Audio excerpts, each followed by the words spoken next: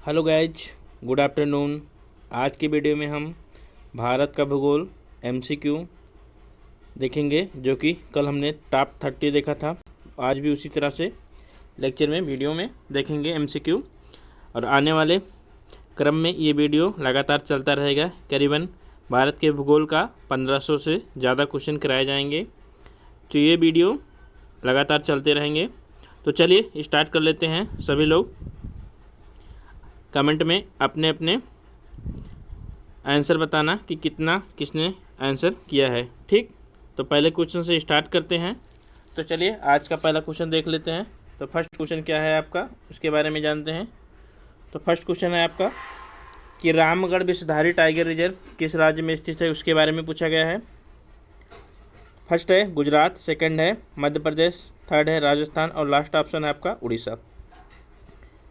तो रामगढ़ विषधारी जो कि आपका करंट से रिलेटेड है। ठीक, तो ये भारत का 51वां टाइगर रिजर्व है। ठीक, ये ध्यान में रखना। और किस राज्य में है तो उसके बारे में पूछा गया है। तो चलिए देख लेते हैं। तो ऑप्शन हो जाएगा ऑप्शन नंबर सी, राजस्थान में। ठीक, तो रामगढ़ विषधारी टाइगर रिजर्व राजस्थान में है, भारत का 51वां टाइगर रिजर्व है, तो ध्यान में रखना। आगे देख लेते हैं इंपॉर्टेंट क्वेश्चन कि निम्नलिखित में से कौन सी लूनी की सहायक नदी नहीं है। ठीक, कौन सी नदी? लूनी। तो लूनी नदी की कौन सी सहायक नदी नहीं है उसके बारे में पूछा गया है। तो फर्स्ट ऑप्शन आपका बांदी, सेकंड है सुकरी, थर्ड है जवाई और लास्ट है बनास। तो बताइए, मैपिंग से रिलेटेड क्वेश्चन है ये। आपको हर एक वीडियो में 1 से 2 मैपिंग रिलेटेड क्वेश्चन कराए जाएंगे, तो मैपिंग आपको तैयार होना चाहिए। तो कौन सी नहीं है लूनी की सहायक नदी, तो हो जाएगी ऑप्शन नंबर डी, बनास।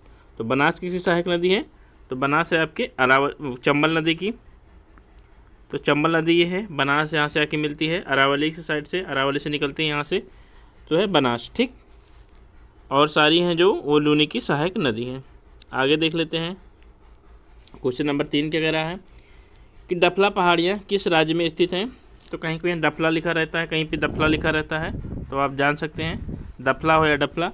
तो डफला पहाड़ियाँ किस राज्य में स्थित हैं। तो फर्स्ट ऑप्शन है असम, सेकंड है अरुणाचल प्रदेश, थर्ड है नागालैंड और लास्ट है मेघालय। तो बताइए आप लोग कि डफला पहाड़ियाँ किस राज्य में स्थित हैं। तो चलिए देखते हैं। तो आंसर हो जाएगा option number B, Arunachal Pradesh में। ठीक, आगे देखते हैं क्वेश्चन नंबर 4। तो क्वेश्चन नंबर 4 क्या कह रहा है कि ब्लू माउंटेन, ठीक, ब्लू माउंटेन किस राज्य में स्थित है।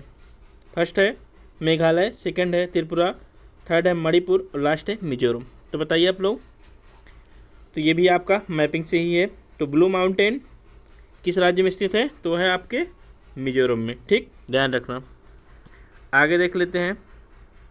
तो अगला क्वेश्चन पूछा गया है कि जेसू ग्लेशियर निम्नलिखित में से किस राज्य में स्थित है। इंपॉर्टेंट क्वेश्चन है, ध्यान में रखना। जेसू ग्लेशियर निम्नलिखित में से किस में है। तो फर्स्ट ऑप्शन है आपका सिक्किम, सेकंड ऑप्शन है आपका जम्मू कश्मीर, थर्ड है हिमाचल प्रदेश और लास्ट है उत्तराखंड।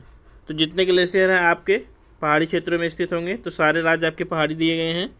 तो ऑप्शन कौन सा हो जाएगा, आइए देख लेते हैं। तो ऑप्शन हो जाएगा ऑप्शन नंबर आपका ए, सिक्किम में है। ठीक, चलिए देखते हैं क्वेश्चन नंबर 6। तो क्वेश्चन नंबर 6 क्या कह रहा है कि बाबा बुदन की पहाड़ियाँ किस राज्य में स्थित हैं। कौन सी पहाड़ी? बाबा बुदन की। ठीक, ऑप्शन है केरल, तमिलनाडु, कर्नाटक, आंध्र प्रदेश। तो बाबा बुदन की पहाड़ियाँ किस राज्य में स्थित हैं। तो आंसर हो जाएगा ऑप्शन नंबर सी, कर्नाटक में। ठीक, तो बाबा बुदन की पहाड़ियाँ कहाँ हैं? कर्नाटक में। आगे देख लेते हैं। क्वेश्चन नंबर 7 क्या कह रहा है कि निम्नलिखित में से किस राज्य में जाड़े के मौसम में बारिश होती है। इंपॉर्टेंट क्वेश्चन है। कर्नाटक है, केरल है, तमिलनाडु है, राजस्थान है। तो जाड़े के मौसम में मतलब नवंबर दिसंबर में। तो नवंबर दिसंबर में बारिश कहाँ पे होती है उसके बारे में पूछा गया है। तो चलिए देखते हैं। तो आंसर हो जाएगा ऑप्शन नंबर सी, तमिलनाडु में। ठीक, और आपके जून जुलाई में कहाँ से स्टार्ट होता है आपका, तो केरल से स्टार्ट होता है।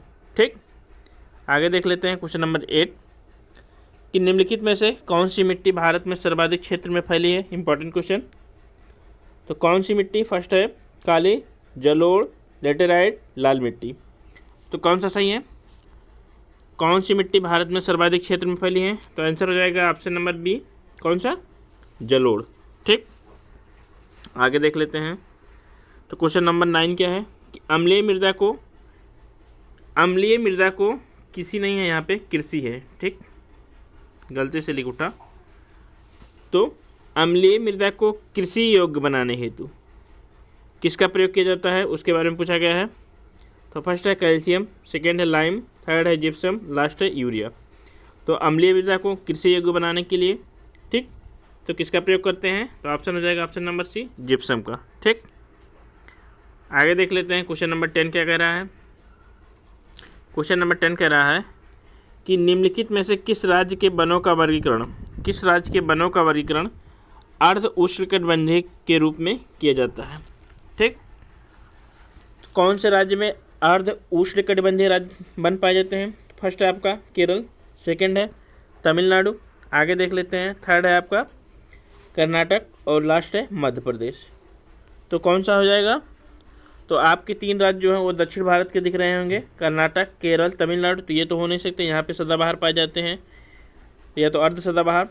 तो कौन सा हो जाएगा, option number D, Madhya Pradesh. आगे देख लेते हैं। तो पूछा है कि सरदार सरोवर बांध किस नदी पे बनाया गया है। तो सरदार सरोवर बांध किस नदी पे बनाया गया है। फर्स्ट है नर्मदा, सेकंड है चंबल, थर्ड है सतलज, लास्ट है ताप्ती। तो बताइए आप लोग आंसर क्या होगा। आइए देखते हैं। तो आंसर हो जाएगा ऑप्शन नंबर ए, नर्मदा पे, ठीक। आगे देखते हैं, इंपॉर्टेंट क्वेश्चन है कि बहुउद्देशीय नदी घाटी परियोजना को आधुनिक भारत के मंदिर किसने कहा, ठीक।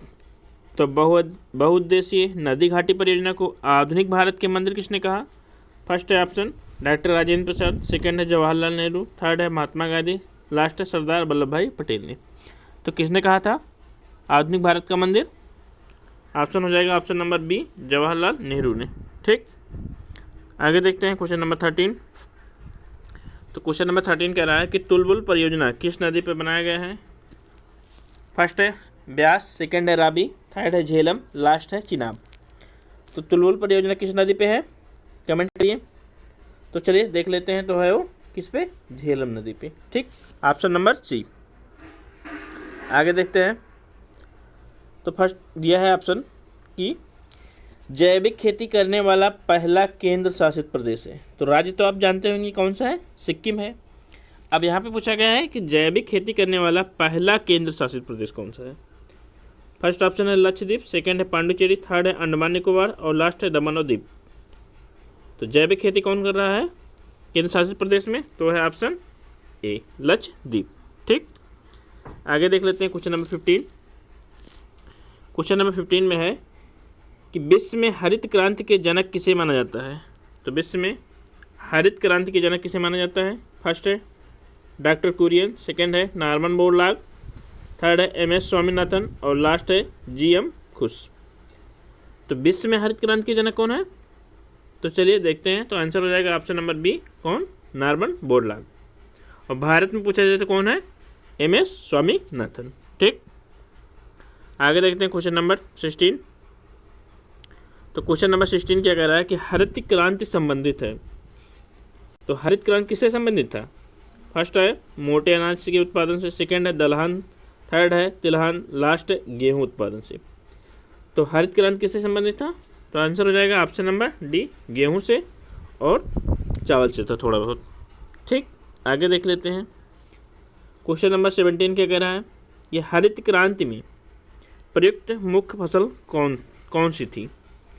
तो हरित क्रांति में प्रयुक्त मुख्य फसल कौन सा था, तो है फर्स्ट ऑप्शन है मैक्सिकन गेहूँ, सेकंड है भारतीय चावल, थर्ड है मोरक्को गेहूँ और लास्ट है जैपनीज चावल। तो आप लोग बताइए कि प्रमुख मुख्य फसल कौन सा था। तो चलिए देखते हैं आंसर। तो आंसर हो जाएगा ऑप्शन नंबर ए, मैक्सिकन गेहूँ। तो यहाँ पे ध्यान रखना मोरक्को गेहूँ लिखा है, तो मैक्सिकन मोरक्को में ज़्यादा अंतर नहीं दिख रहा है, तो आपको ध्यान में रखना है थोड़ा। आगे देखते हैं क्वेश्चन नंबर 18 क्या कह रहा है कि गुलाबी क्रांति संबंधित है। तो गुलाबी क्रांति किससे संबंधित है। फर्स्ट है कपास से, सेकंड है गेहूं से, थर्ड है अंगूर से और लास्ट है प्याज से। तो चलिए देख लेते हैं आंसर। तो आंसर हो जाएगा ऑप्शन नंबर डी, प्याज से, ठीक। अब आगे देखते हैं क्वेश्चन नंबर 19। तो 19 पूछ रहा है कि निम्नलिखित में से कौन सी खरीफ की फसल नहीं है, मतलब रबी की होगी या तो जायद की होगी। फर्स्ट है मूंगफली, सेकंड है मक्का, थर्ड है धान और लास्ट है मसूर। तो खरीफ की फसल कौन सी होती है? जो कि जून जुलाई में बोई जाती है। ठीक, तो जून जुलाई में क्या किसका रोपण किया जाता है? तो धान का किया जाता है, सही है। मक्के का किया जाता है, सही है। मूंगफली का किया जाता है, सही है। तो किसका नहीं किया जाता? मसूर का नहीं किया जाता। ठीक, तो ऑप्शन हो जाएगा ऑप्शन नंबर डी। आगे देखते हैं क्वेश्चन नंबर 20। तो क्वेश्चन नंबर 20 कह रहा है कि भारत के किस राज्य में तंबाकू का सर्वाधिक उत्पादन होता है? तो भारत के किस राज्य में तंबाकू का सर्वाधिक उत्पादन होता है? फर्स्ट है उड़ीसा, सेकंड है कर्नाटक, थर्ड है तमिलनाडु, लास्ट है आंध्र प्रदेश। तो आपको पता होगा तंबाकू का जो केंद्र है वो कहाँ पर स्थापित है? वो है राजमुंदरी में। तो राजमुंदरी कहाँ है आपका? आंध्र प्रदेश में। तो तंबाकू सबसे ज़्यादा होता भी कहाँ है? वो आंध्र प्रदेश में। ये रहे आज के ज्योग्राफी के टॉप 20 क्वेश्चन। आने वाले कल में फिर से टॉप 30, 40, 20 जो भी होंगे वो कराए जाएंगे। वीडियो आपको अच्छा लगे तो लाइक करें, शेयर करें, सब्सक्राइब करें। मिलते हैं कल, धन्यवाद।